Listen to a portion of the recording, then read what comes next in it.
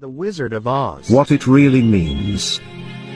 This appears to be a message to expose the banking cartel in America, and to let the people know that they have the power to liquidate them, and get back to Kansas, the real land and republic. The Wizard of Oz, written by L. Frank Baum, is not just a mere story. What is Oz a symbol for? Ounces. What is measured in ounces? Gold. What is the yellow brick road?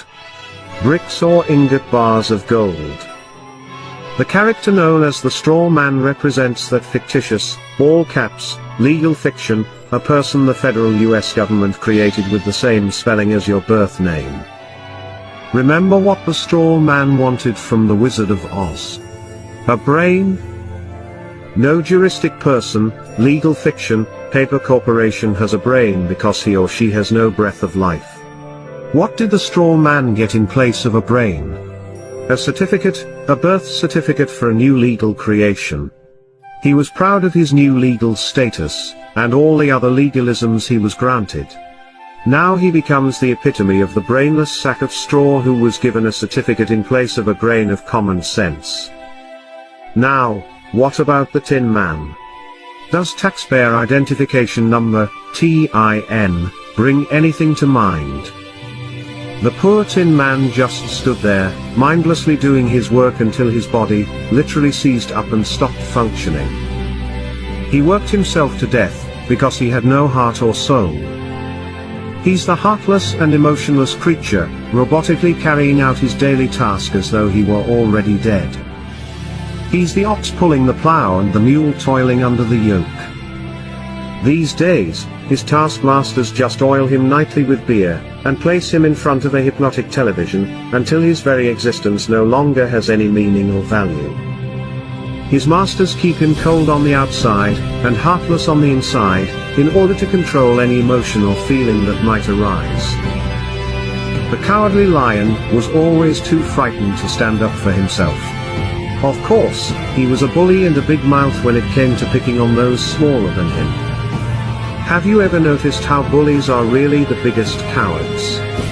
They act as though they have great courage but, in reality, have none at all. They roar, but with no teeth of authority to back them up. When push came to shove, the Cowardly Lion always buckled, and whimpered when anyone of any size or stature challenged him.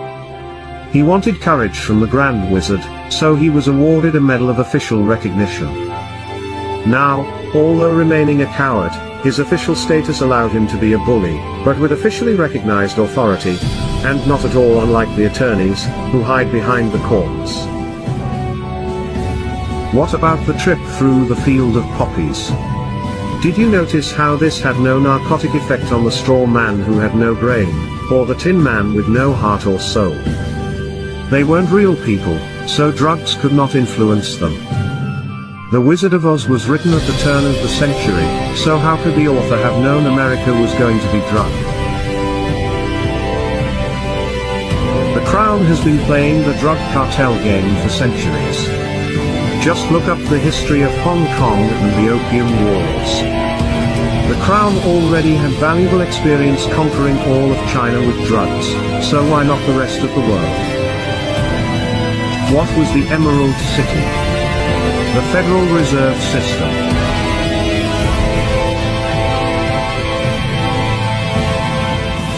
Who finally exposed Wizard for what he really was. Toto, the cute and somewhat annoying little dog. Toto means in total, or altogether in Latin. What was it that the witch wanted after she alleged that the little dog had bitten her? Toto. Or everything.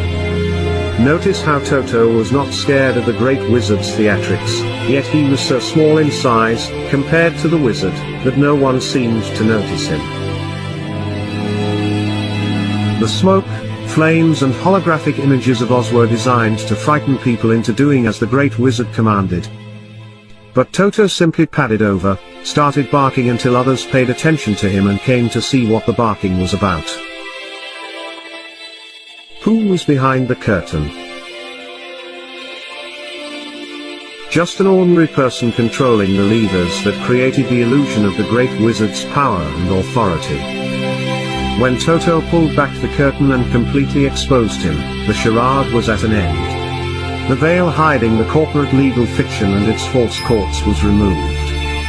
The wizard's game was up, and what was he after all? A conman, a fraud. We can see, in this tale, just how loud the bark from a little dog can be. Most of us remain silent and wait to be given whatever food and recognition, if any, by our legal masters.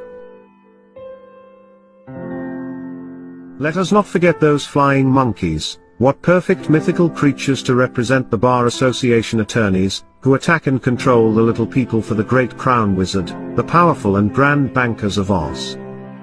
How, finally, was the evil witch destroyed? Pure, clean water? Liquidation. How did Dorothy finally get home? She simply clicked her heels. She always had the power, and so do we. What would it take to expose the wizard for what he is? We each need only a brain, a heart and soul, and courage. Then, and perhaps of the greatest importance, we need to learn how to work together. Only by working together, can we have the freedom that was given to us all, under the law of God.